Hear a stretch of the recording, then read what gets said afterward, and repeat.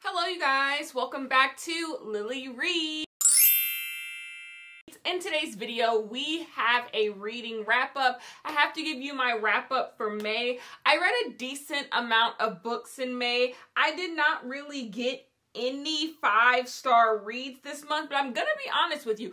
I wasn't expecting to get 5-star reads this month. A lot of these books, I was just going in with the best of intentions, hoping that maybe there would be some surprises, but I really didn't expect to enjoy greatly these books. And so I think overall I had a perfectly fine reading month, but I'm just gonna come and discuss with you the books that I read, and you can decide if you want to read these books. I will tell you at the end of each of these books if I think you should read them, if I think you enjoy them, and who I think will enjoy them. But let's start with our Lily Reads book club pick for May. It was This Could Be Us by Kennedy Ryan. In this book, we are following two characters by the name of Judah and Soledad. Soledad's husband goes to jail for fraud. Judah is the one who was in charge of his fraud case and got him sent to jail. Soledad decides that she has to restart her life because her husband was the breadwinner and she needs to get, she needs to get her life started back up so she can support her 3 daughters. Well, Judah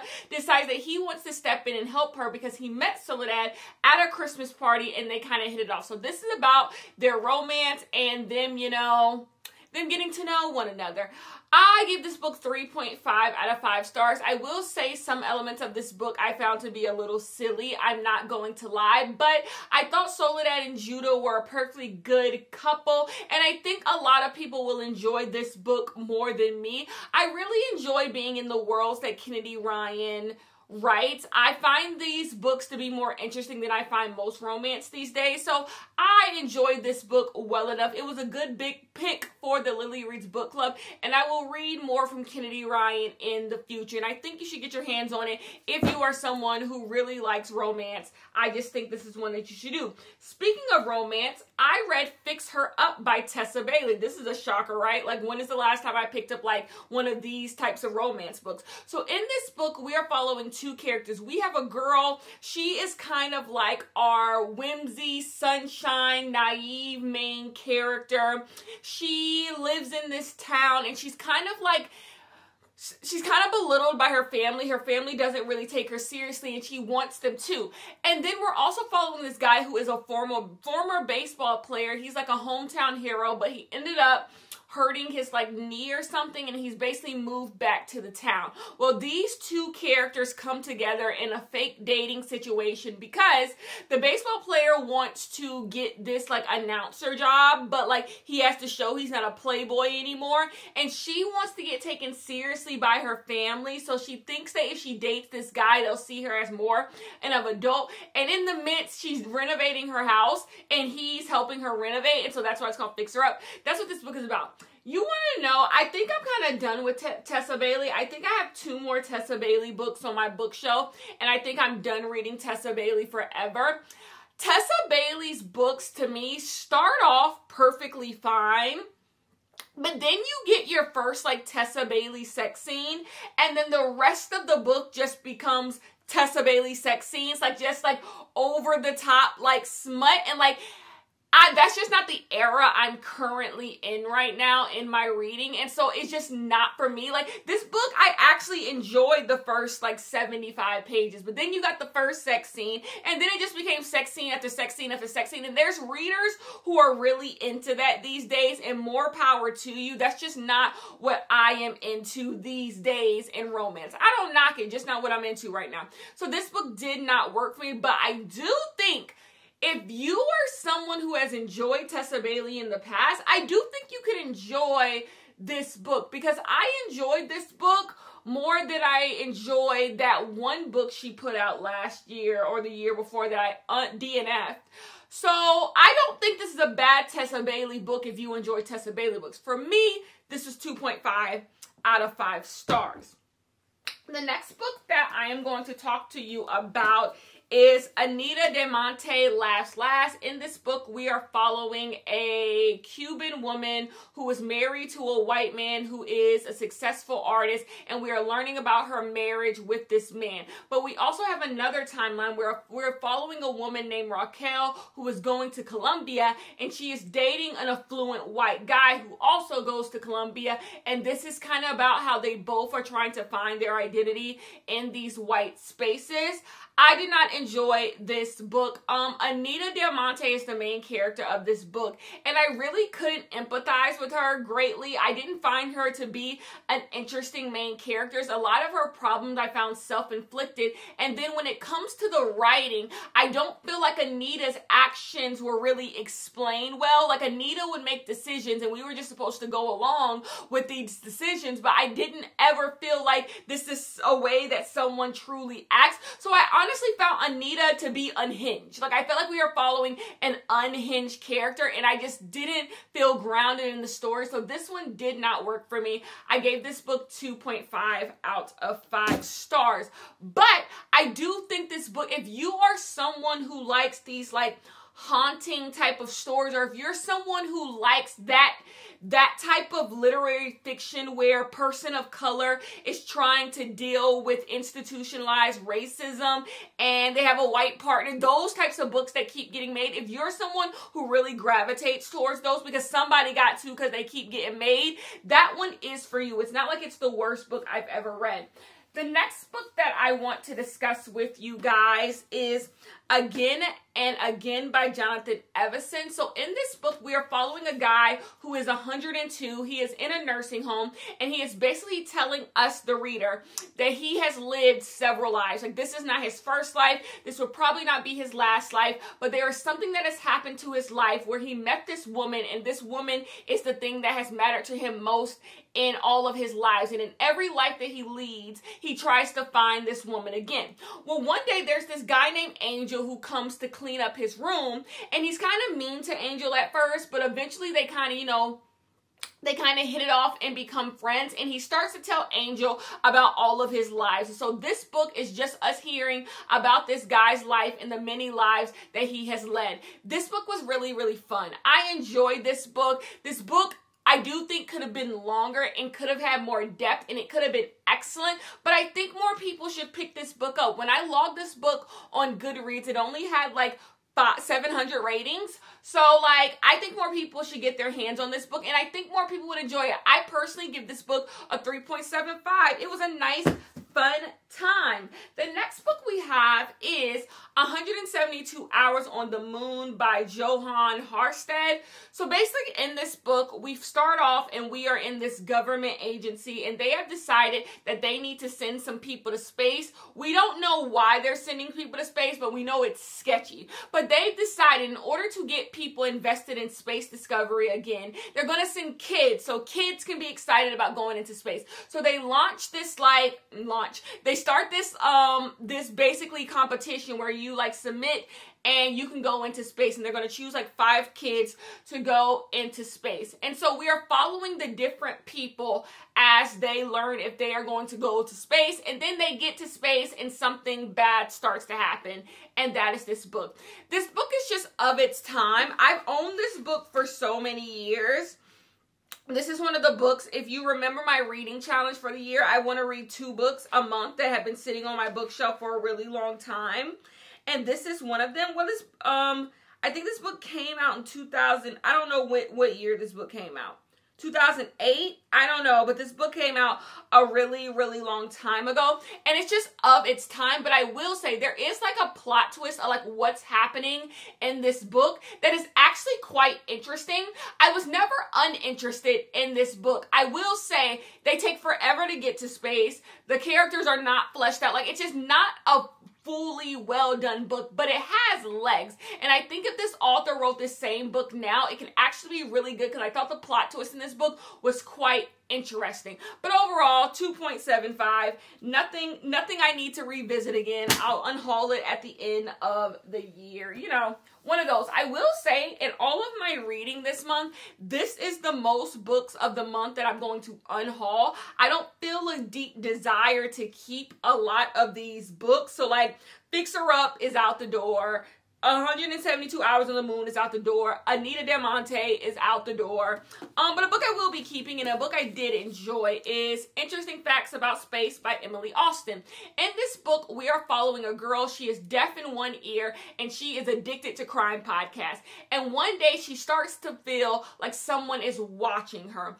And so she is trying to deal with the fact that she is now paranoid because people are watching her, and also go throughout life dealing with extreme social anxiety, dealing with the fact that she has a disability, and, you know, things are happening in her life. That's literally all you can say about this book, because there's no other plot. Belle Jarcourt, where it's just like you're just following a girl as she's kind of like spiraling. This book is interesting, and I think someone not me could enjoy this book even more. I do think this book has an audience that will love this book, and I am not that audience. So I think you should get your hands on this book and see if you are, because I know a lot of you like books like this. If you liked My Year of Rest and Relaxation, this is 100% for you. If you like girl trying her best but really not trying at all, this is the book for you. I gave this book 3.75 stars. I thought it had some interesting things to say. And, you know, I usually hate books about characters who are addicted to true crime, but this one didn't bother me that much. And I was engaged the entire time. Like, there was never a moment where I was just like, I want to put this down. So this one worked for me. The next book that we have, this is the only book this month that I DNF'd. I did not think I was going to say that, but it is Out There Screaming by Jordan Peele. Since I DNF'd this book in the vlog that I read it in, I have not had any desire to pick this book up again. Like, I don't even want to look at this book again. I'm going to put this book in my closet, my DNF closet, and I am ready to get rid of it at the end of the year. But let me tell you what this book is about. So in this book, in this anthology, we are given like a thesis from Jordan Peele. Basically, Jordan Peele gave these instructions to all of these Black authors that he wants them to come up with their own sunken place. Like, what is the most terrifying thing to you? Write a short story about it, and that's how you get it. I'm not even about to like pick these stories apart. I only read 9 of them. I read 9 of them, didn't love any of them. None of these books are scary. I don't think any of these books are horror. All of these books are science fiction and fantasy leaning. And honestly, many of them, I didn't even know what the hell was going on. Like, I would finish the story and be like, I think I got it, but I don't think I got it. Like, I just do not think this is well done. I just do not see anyone reading this and being like, whoa, this absolutely blew my mind. This has a solid Goodreads ranking, and I went on Goodreads to read positive reviews, and even the reviews are a little sketch to me. Like, none of them are actually about what they greatly enjoy about this. It's just a bunch of people saying like either they love a certain author or they love Jordan Peele. So I'm just like, no, I do not think you need to get your hands on this one. Sorry, that will be a book that will be leaving my personal library very, very soon. The next book that we have is the first book that I read this month, actually, is Olga Dies Dreaming by Xochitl Gonzalez, who wrote Anita Diamante. I liked this book better than I liked Anita Diamante. I gave this book 3 out of 5 stars. Let me tell you what it's about. In this book, we are following 2 characters. We are following Olga, and we are following her brother. Don't remember her brother's name. Her brother is a politician. He is gay, and he is not out yet, and he is dealing with wanting to be authentic to his culture. Are they from the Dominican Republic? Or are they from Puerto Rico? I do not remember, but I think it's Puerto Rico. And so he's trying to be authentic to his Puerto Rican roots, and he wants to constantly acknowledge what the United States of America has done to Puerto Rico and the way Puerto Rico has been abandoned, but also not given its independence from America. But he also wants to be a politician, and he wants to be able to make, rise up the ranks when it comes to being a politician in America. So he's dealing with that. Then you have Olga. Olga has been receiving letters from her gutter butt ass mama. Her mama is in Puerto Rico, and her mother is a freedom fighter in Puerto Rico, and you would think, okay, she's fighting for a cause. No, her her mother sends really nasty letters to her about how like she's a loser, how she's like whitewashed, how she needs to make something of herself, because Olga is a wedding planner. She likes to plan weddings. She used to have a TV show, and basically her mother is just like, you're doing nothing with your life. You need to join the resistance and all this stuff. And so Olga's dealing with this thing of wanting to do what she wants to do, be the person she wants to be, but she also has her mother in the back basically being like, you're good for nothing. You're a whitewashed mess. America has changed you. You suck. And her mother is cooking up this whole scheme that you just have to read. I say that to say this. This book had a lot of different elements going on. I do not greatly love this book. I remember when this book came out, it was getting a lot of praise. I'm not there with it. I don't think all of the elements fully came together for a full story, which is exactly how I feel about Anita Del Monte. I just think there's certain elements that are done really, really well. For example, the politician brother, that story to me is the best part of the entire book. And if that was the entire book, oh, I would have loved this. But like, there's all different elements coming together. I don't like them all. So overall, I gave this book 3.5 out of 5 stars. But I do think you should read it. I do think you should read it and see how you feel about it. The next book we have is Did You Hear About Kitty Carr? In this book, we are following a woman who was born and raised in North Carolina. She is the product of her black mother being raped by a white man. And because her dad is white, she has the skin complexion of someone who is able to pass. And so her mother decides like, hey, you're gonna pass. When we go into Charlotte, which is the city of North Carolina, you are going to be a white girl. So basically, when they're out and about, her mother pretends to be her nanny, and Kitty Carr is a white girl. And so one day her mother decides like, hey, you got to get out of the South. You need to go out to California to make a name for yourself and completely forget about your black family. Because even though Kitty Carr was passing at points in her childhood, she would still go back to the city where she was from, the town where she was from, and be a black woman. She had black friends. She went to black schools. Well, a black girl. She would still be a black girl. And so basically when she becomes of age, her mom sends her out to California. It's like, you need to go be a white woman and live your best white woman life in California. This is another book where we have 2 different timelines, because in the future, we are following this woman who is an actress. She's a light-skinned black actress, and she and her family have just been left a lot of money from Kitty Carr. Kitty Carr is dead, and she left her family a lot of money, and nobody knows why. And so we're following these 2 timelines of like, why would Kitty Carr leave these black people money in the future, and what was going on in Kitty Carr's life when she was living in California. Perfectly fine. It was a perfectly fine book. This is one of those things where like, one timeline is just significantly better than the other. Kitty Carr's timeline in California is a perfectly good book. I would say 4-star book. And then you get the timeline of the present day with the actress that I don't even remember nothing about. Like, until I was jogging my memory, like talking to you guys about this book, I was like, oh yeah, there was a whole other timeline. Didn't love that one at all. So altogether, another 3.5 book. But I do think you should pick this book. I think this book is a solid read, and I've seen a lot of people enjoy this book. So like, I don't think this would be anyone's favorite book. I do not. But I do think like a good beach read, something for the summer, this would be. So I do think you should get your hands on that. The next book, which I think is my favorite book of the month, is Shark Heart. So in this book, very quick and simple, we are following a man who is turning into a shark. This man is married, he has a wife, he is a school teacher, his wife has a job, everything is going well in their life until one day he starts getting weird symptoms of something. And he goes to the doctor and he finds out he's turning into a shark. And basically, his wife needs to help him transition into a shark. And one day he is just going to have to live out the rest of his life in the ocean as a shark.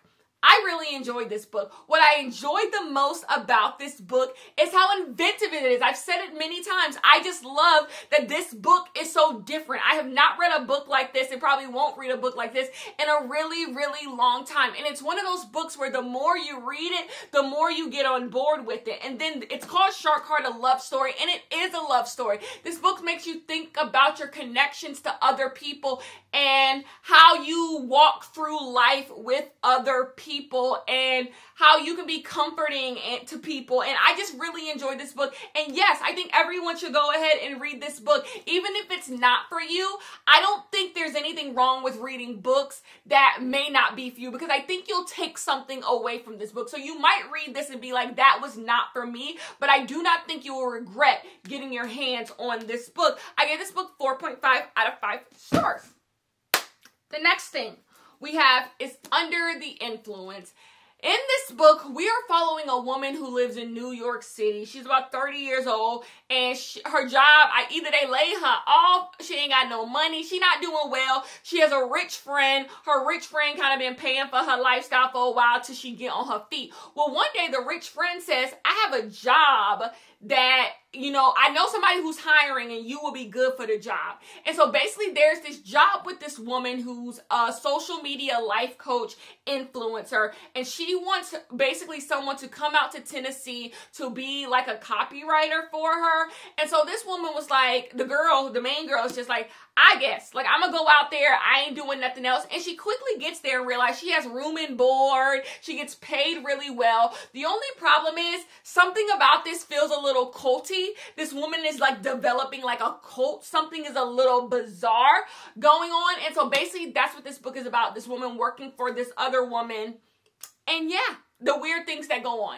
This book could have been really great. My biggest issue with this book is the writing. I think the writing is really weak in this book. The prose in this book is really, really weird. The author uses a lot of words to say so little. Like a sentence is like way too long, or a paragraph is really long, but like we're not getting anything from it. And also the book like constantly is just like explaining things to you instead of things truly happening.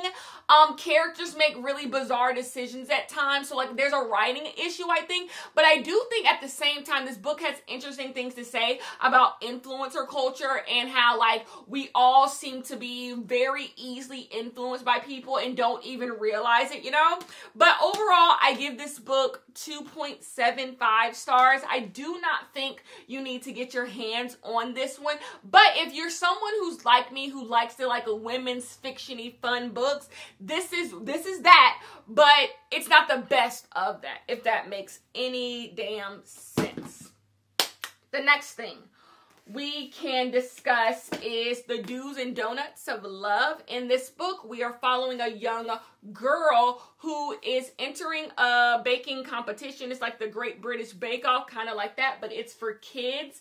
And when she gets there, she sees that her ex-girlfriend is also in the competition. And this is basically them trying to, you know, win the competition because her parents have a donut shop and she wants to win the competition so their donut shop can get some publicity. I enjoyed this book. I enjoyed this book a lot. Actually, the only issue I had with this book is that this book reads young. This main character is like 17, but this reads like a middle grade book. Like I feel like I was reading Zoe Washington at times. And also, this book is about a competition, and the best parts of this book is the competition aspect of this book, but like it doesn't take up enough of this book. This book should have been all about the competition because that would have been so much damn fun with a little bit of drama in between. So that's my only issue with this book. But overall, I had a fun time reading this book. I read this book all in like one sitting. I enjoyed it. 4 out of 5 stars. Next book we have is Emily Henry Funny Story. I did an entire vlog reading just this book, so I will not stay long, but I will just tell you what this book is about. In this book, we are following a main character. She is in love. She has a fiance. Everything is great until one night he comes home on his the night of his bachelorette party and says he does not want to be with her anymore. He is running off with his best friend. And so she can pack her stuff and go find someplace else to live. They gonna leave for a week. And when he come back, he don't want her there. And so she's like, where am I gonna go live? She ends up going to live with the boyfriend of the person who just took her man.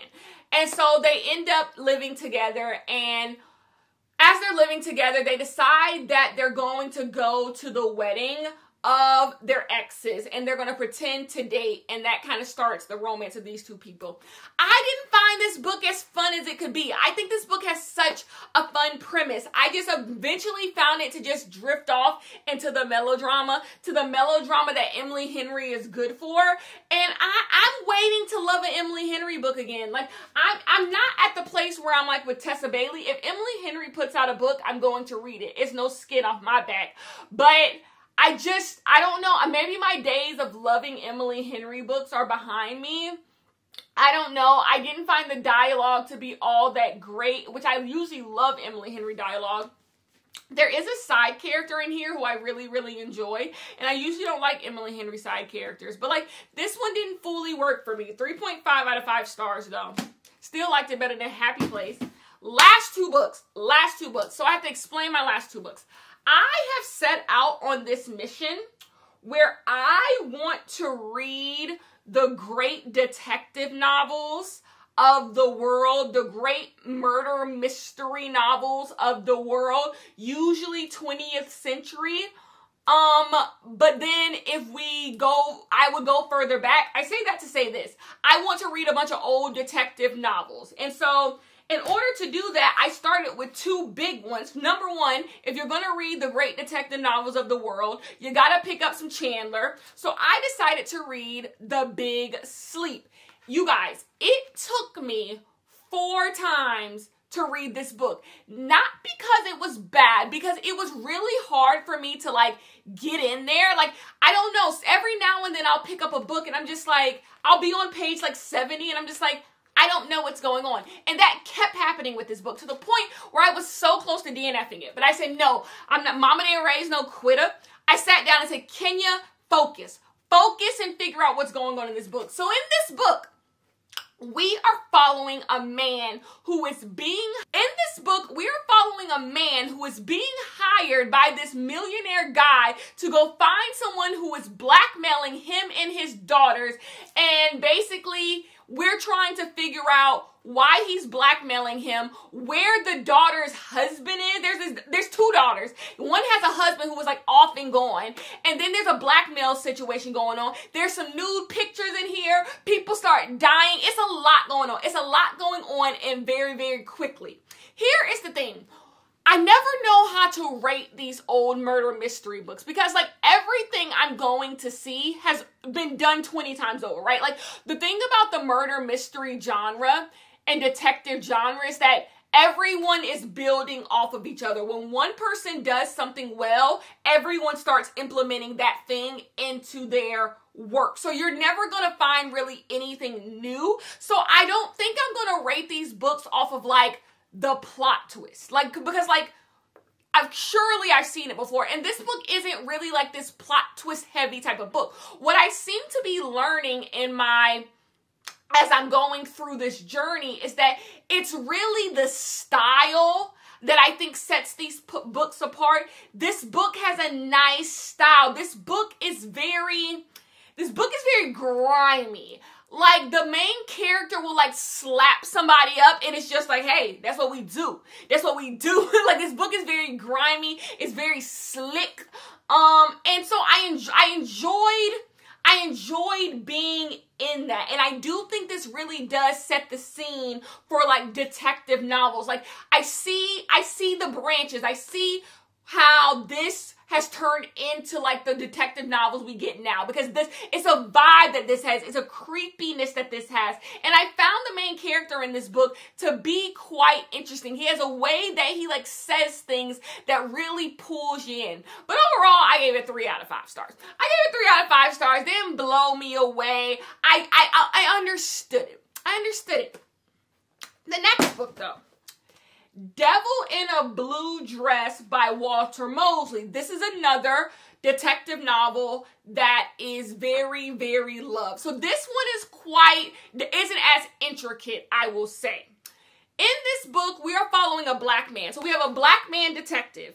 He just lost his job because he was down at the factory talking cash money shit to the white man that owned the factory. He said, I don't kiss nobody ass. And so he got fired, baby. And so he needs to pay his mortgage. He's in California, Hollywood to be exact. And he needs to pay his mortgage. So he finds out he can do some strange things for some change. And that strange thing is helping out this rich guy go find this white woman. So he's looking for this white woman.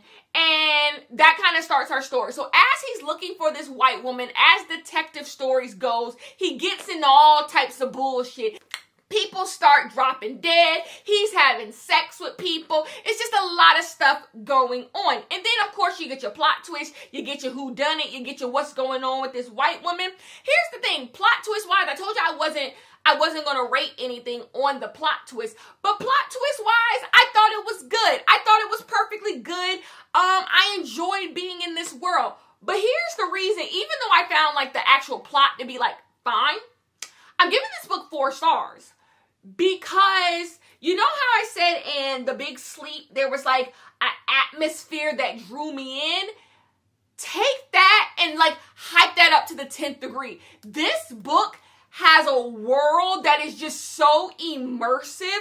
Walter Mosley does such a good job at, like, painting this, like, 1940s Hollywood. It's seedy, it's grimy. Like, when we were meeting every character, like, I felt like I knew these characters. It's so weird. Rarely do I feel this way about a book, but, like, it just felt like I was moving through this world with this detective. It never felt like he was, like, too smart. Now, I will say, as most old detective novels are, things do get a little bit too convenient. This guy just, like, finds his way out of everything. Like, that's why I say the plot is, like, fine. He does conveniently make his way out of everything just because people be coming in the nick of time, right? But, like, what's really great about this book is the atmosphere of the book. And then there's historical information in this book as well that's really interesting. And I think that's why it all works. You get the way that this black guy is talking, and he's talking about how it is to be a black man in the 1940s in Hollywood, which directly correlates with Kitty Carr, which I read this year, which I read this month. Like, this thing where it's like, oh, if black people go out to California, they'll be, like, great, and there's this hope, and you get this guy who's like, there's hope, but shit is still bad. It just worked. Everything just worked. I think I'm gonna read more books from this author, number one, and, like, more in this detective world, because I like the vibe of this one. 4 out of 5 stars. That's all the books I read this month. That is all the books that I read this month. Solid reading month because I got to a lot of books that, like, I have been putting off. Anyways, that is our wrap up. I ain't picking up these books. I'm not picking up these books. I just see y'all in the next one.